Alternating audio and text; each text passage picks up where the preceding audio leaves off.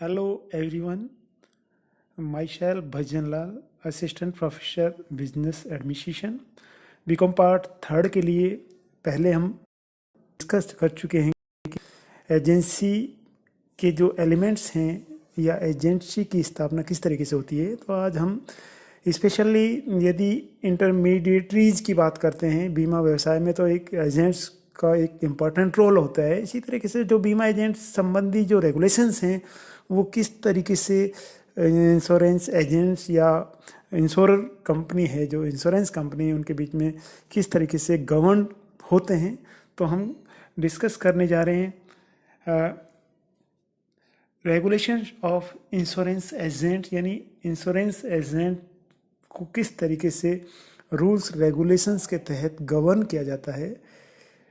तो सबसे पहले हम डिस्कस करते हैं insurance agent, definition of insurance.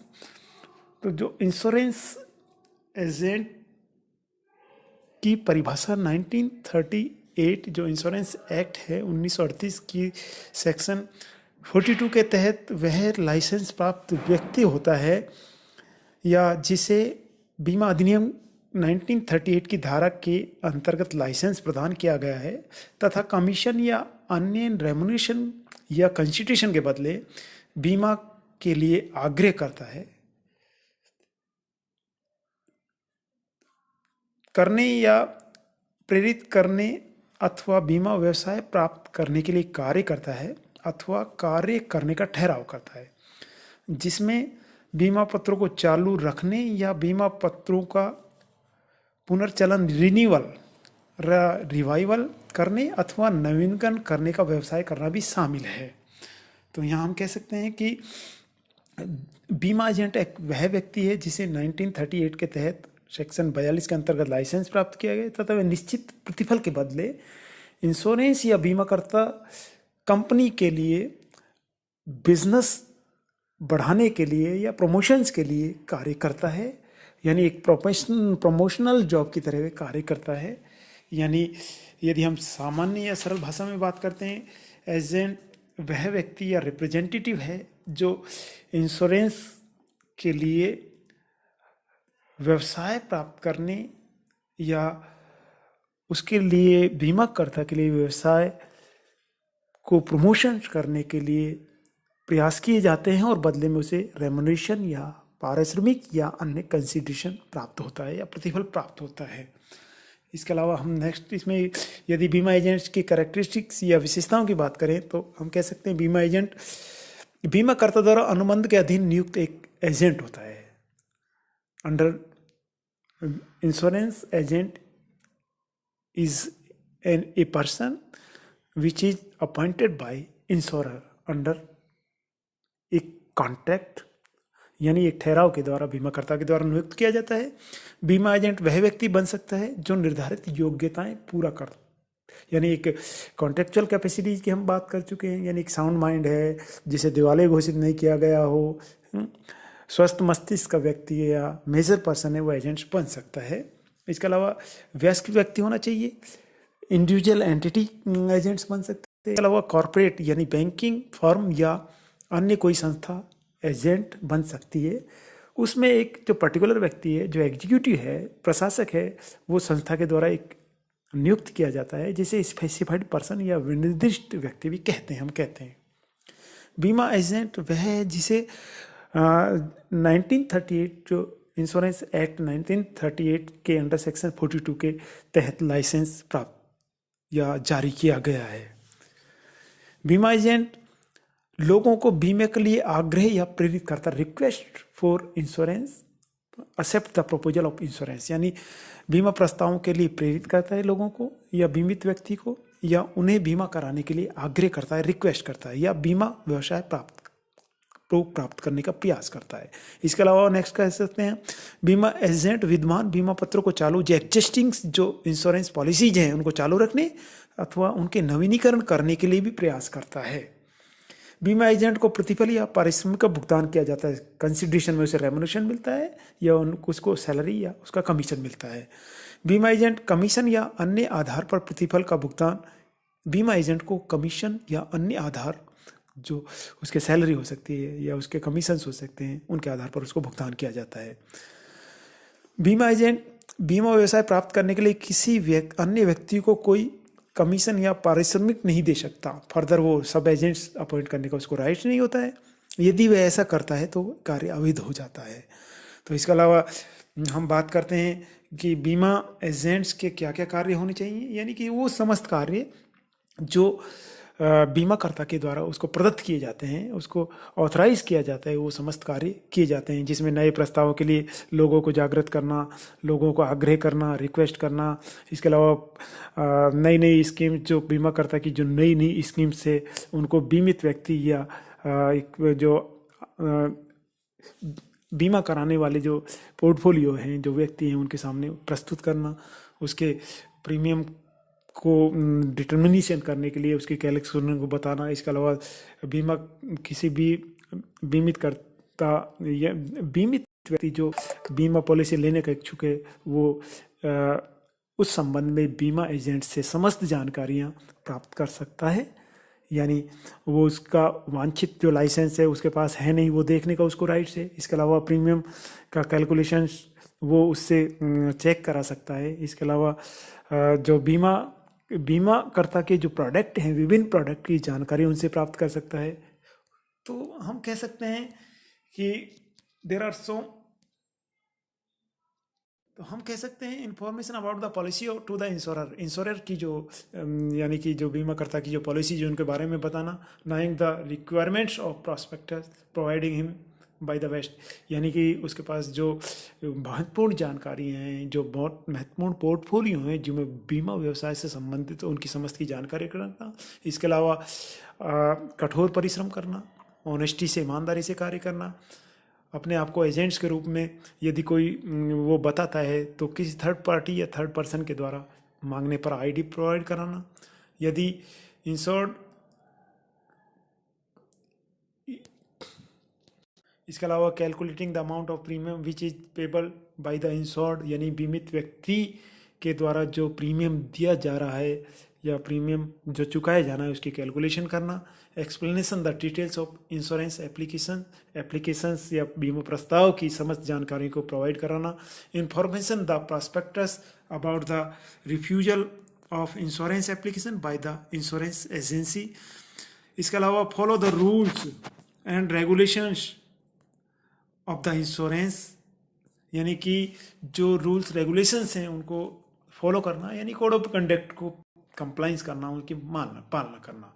Providing insurance bond to the insured within 45 days, बीमा जैसे ही प्रस्ताव स्वीकार कर लिए जाते हैं तो बीमित व्यक्ति को 45 डेज में जो बॉन्ड है या बीमा पत्र है या कवर नोट है उसको प्रोवाइड कराना। इसके अलावा हम बात करते हैं extend of insurance agents authority, यानी बीमा एजेंट्स के अधिकारों की कुछ सीमाएं होती हैं, कुछ सीमाओं के तहत उसे अधिकार प्रदत्त किए जाते हैं। यानी उसको ऐसे कई अधिकार कंपनी की तरफ से या बीमाकर्ता के द्वारा प्रदत्त नहीं किए हैं। जैसे उसको कोई राइट नहीं है कि वह थर्ड पार्टी या तृतीय पक्षकार या बीमित के साथ में कॉन्ट्रेक्चुअल कैपेसिटी या अनुबंधात्मक संबंध स्थापित करे। उसे खाली बीमित व्यक्ति के सामने प्रपोजल्स को समझाना है, उसको बताना है कि ये जो बीमा पॉलिसी हैं उसमें क्या क्या कवर है, क्या क्या चीज़ें, प्रीमियम कितना होगा। खाली उसको रिक्वेस्ट करनी है कि वो बीमाकर्ता के प्रस्ताव को बीमाकर्ताओं के द्वारा जो प्रदत्त सूचनाएं उनके आधार पर बीमाकर्ता के समक्ष अपने प्रस्ताव प्रस्तुत करें। Not right to the receive premium, जैसे कि हम जानते हैं कि जैसे ही कोई व्यक्ति प्रथम बार कोई पॉलिसी लेता है तो उसके साथ रिक्वेस्ट फार्म या अपना प्रस्ताव फार्म भरता है, और उसी समय वो प्रथम प्रीमियम का भुगतान करने के बाद ही उसके प्रस्ताव को बीमाकर्ता के द्वारा स्वीकार किया जाता है। लेकिन वास्तविक स्थिति ये है कि उसको कोई राइट्स नहीं है बीमा एजेंट्स को प्रथम प्रीमियम को प्राप्त करने का, लेकिन इंस्टेंट बीमा कंपनी की सहायता, बीमाकर्ता की सहायता के लिए वो बीमा प्रस्ताव और प्रीमियम की राशि बीमाकर्ता को इंस्टेंट प्रस्तुत किए जाते हैं ताकि बीमाकर्ता के द्वारा बीमित व्यक्ति के प्रस्तावों को अतिशीघ्र स्वीकार कर लिया जाए। इसके अलावा जो पश्चातवर्ती जो प्रीमियम्स जो पे करना है बीमित व्यक्ति को, उनको भी प्राप्त करने का एजेंट्स को कोई राइट्स नहीं होता है। खाली वो रिमाइंड करा सकता है कि आपका जो प्रीमियम है ये कब ड्यू हो रहा है, उसे समय पर यथासंभव नियत समय पर नियत अवधि में जमा कराए। इसके अलावा उसे licence right to request for insurer for obtaining business is specified in license, request to insured for depositing premium continuously in written or verbal, यानी वो एक तरीके से बीमित व्यक्ति के समक्ष वर्बल या लिखे रिक्वेस्ट करता है कि वो अपना प्रीमियम समय पर जमा कराए। इसके अलावा राइट फॉर रिसीविंग रेमुनेशन, उसे उसका अधिकार है कि वो बीमाकर्ता के द्वारा जो वो प्रदत्त अधिकार हैं उसकी तह तक या उसकी सीमा में रहकर अपने कार्य करे और उसके बदले में उसे निर्धारित जो प्रतिफल है, कंसिडरेशन है, जो रेमुनेशन है, वो प्राप्ति का उसे अधिकार होता है। अधिकारों की डिटेल्स हम आगे और पढ़ेंगे। इसके अलावा एजेंट्स जो रेगुलेशंस हैं, वो रेगुलेशंस या एजेंट्स के संबंध में जो विनियमन है कौन कौन से लागू होते हैं। इंश्योरेंस एक्ट 1938 सेक्शन 41, 42, 42D जो कि इंश्योरेंस एजेंट्स के संदर्भ में होती हैं, वो बीमा एजेंट्स पर लागू होते हैं। इसके अलावा insurance agent license regulation act 2000 लागू होता है, जो एक व्यक्तिगत या इंडिविजुअल कैपेसिटी से जो एजेंट्स होते हैं बीमा एजेंट्स, उन पर insurance agent license regulation act 2000 लागू होता है। इसके अलावा जो कॉरपोरेट या बॉडी कॉरपोरेट हैं जो इंश्योरेंस एजेंट्स के रूप में कोई काम कर रहे हैं, जैसे बैंकिंग, बीमा फर्म, ये यदि कोई बीमा एजेंट्स के रूप में काम करते हैं तो उन पर corporate insurance agent license regulation 2004 लागू होता है। तो हम नेक्स्ट बात करते हैं इम्पोर्टेंट प्रोविजंस, यानी कि बीमा एजेंट्स के संबंध में जो इम्पोर्टेंट जो प्रोविजंस हैं वो क्या क्या हैं। तो नंबर 1, बीमा एजेंट बनने के अधिकारी, कॉम्पिटेंसी टू इंश्योरेंस एजेंट, बीमा बनने के अधिकारी कौन कौन होते हैं। तो बीमा रेगुलेशंस एक्ट 2000 एंड तथा कॉर्पोरेट इंश्योरेंस एजेंट 2002 के प्रोविजंस के अधीन, यानी कि कोई भी एकाकी व्यक्ति वो एजेंट बन सकता है। इसके अलावा कोई भी कंपनी एजेंट बन सकती है, कोई फर्म है, कोई भी बैंकिंग कंपनी या बैंक है, या कोई भी सरकारी सहकारी समिति या बैंक, कोई भी लोकल बॉडीज़ है, या कोई भी गैर जो नॉन गवर्नमेंट ऑर्गेनाइजेशन है, वो एक तरीके से एजेंट्स बन सकता है। इसके अलावा नेक्स्ट हम बात करते हैं टाइप्स ऑफ एजेंट्स। इसमें सबसे इम्पॉर्टेंट है आपका एकाकी बीमा, इंडिविजुअल इंश्योरेंस एजेंट। जब कोई एकाकी व्यक्ति एजेंट हो सकता है, उसमें कुछ निर्धारित योग्यताएं का होना चाहिए, यानी वह एक व्यक्ति या इंडिविजुअल एंटिटी भी बीमा एजेंट्स बन सकता है यदि वो साउंड माइंड का है, उसे दिवालिया घोषित नहीं किया गया है, मैच्योर है या मेजर पर्सन है, वो एक तरीके से बीमा एजेंट बन सकता है। इसके अलावा सेकंड है निगमीय बीमा एजेंट, कॉर्पोरेट इंश्योरेंस एजेंट।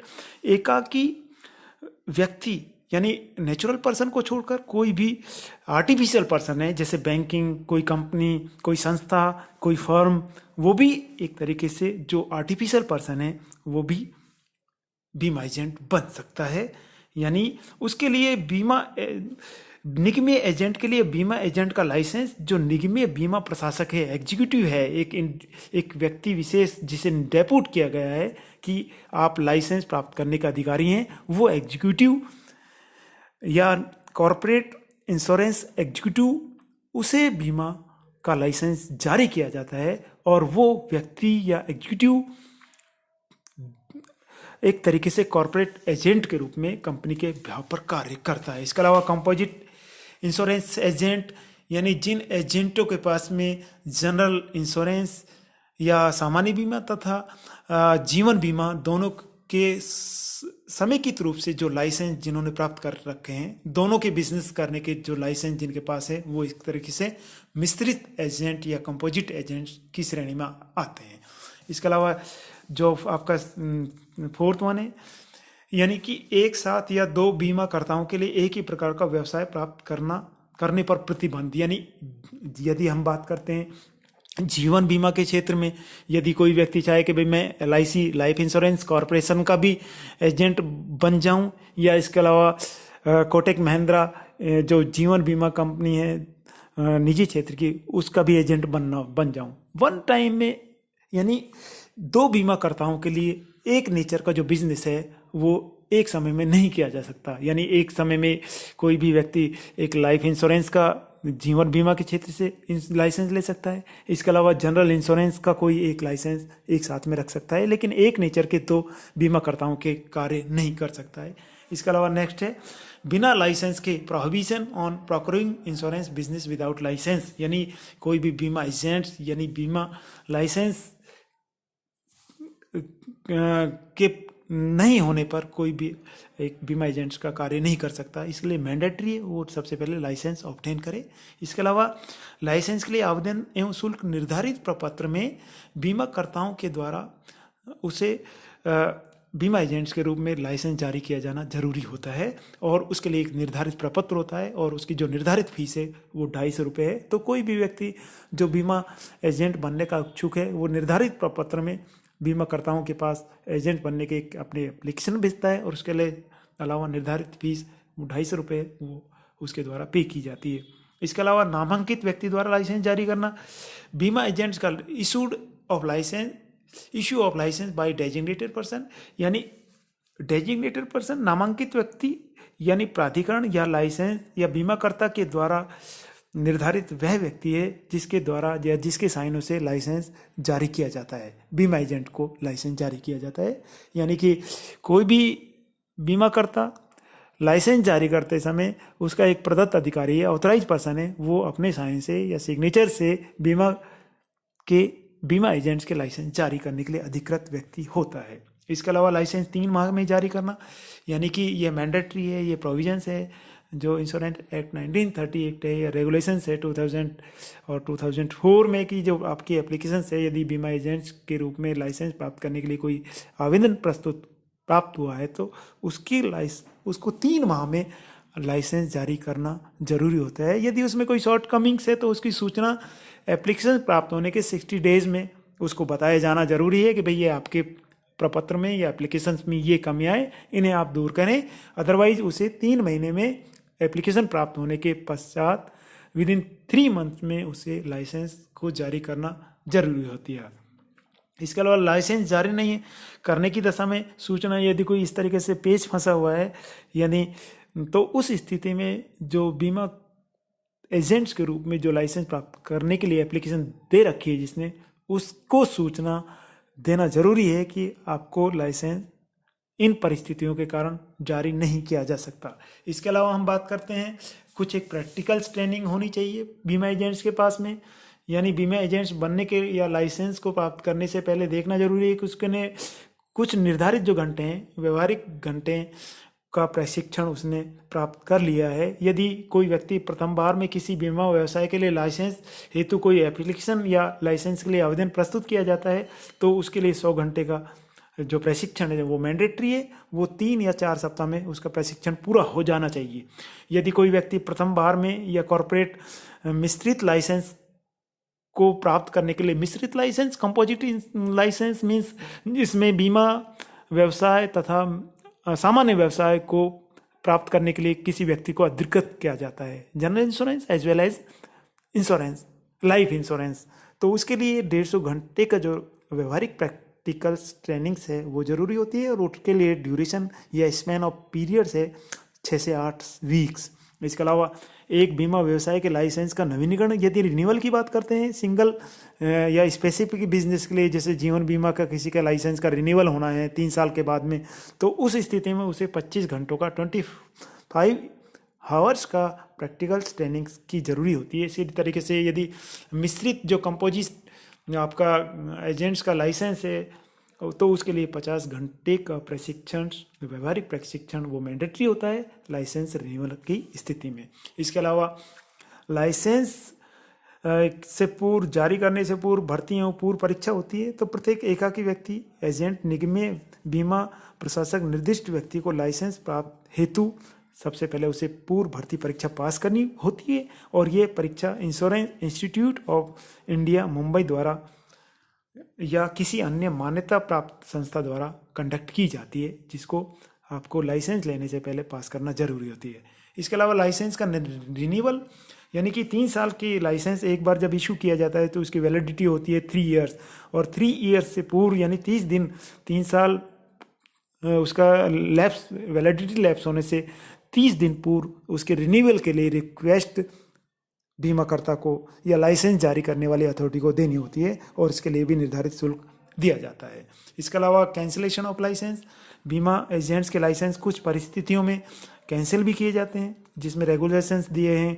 यदि कोई बीमा एजेंट या निगम बीमा प्रशासक अस्वस्थ, अनसाउंड माइंड का हो गया हो, अस्वस्थ हो गया हो, मस्तिष्क अस्वस्थ हो गया, यदि दिवालिया जिसे घोषित कर दिया हुआ, यदि बीमा एजेंट्स को गबन, धोखाधड़ी, जालसाजी जैसे अपराधों में दोषी करार दिया गया हो, तो उस स्थिति में उसका लाइसेंस निरस्त कर दिया जाता है।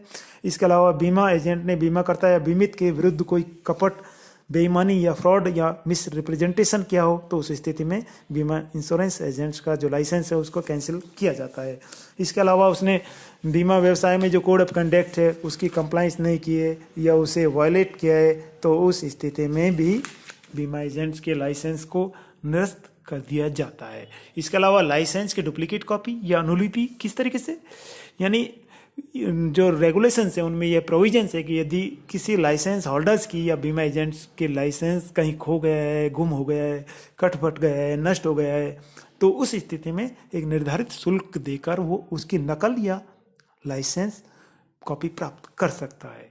इसके अलावा इम्पॉर्टेंट जो चीज़ है, जो इंश्योरेंस रेगुलेशन 2000 और कॉर्पोरेट एजेंट इंश्योरेंस रेगुलेशन 2004 से जितने भी पहले इशू, विनियमन से पहले जितने लाइसेंस, जो विद्यमान लाइसेंस पूर्व में थे, उन पर यह रेगुलेशंस लागू नहीं होते।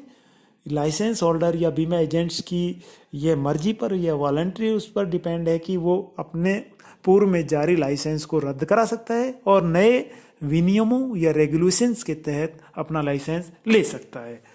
तो ये इम्पोर्टेंट जो प्रोविजंस हैं। तो नेक्स्ट चैप्टर है उसमें हम पढ़ेंगे बीमा एजेंट का लाइसेंस क्या है, लाइसेंस प्राप्त करने के लिए prerequisite for obtaining license क्या होना चाहिए, ये डिस्कस करेंगे। सभी को बहुत बहुत धन्यवाद। Thanks to all.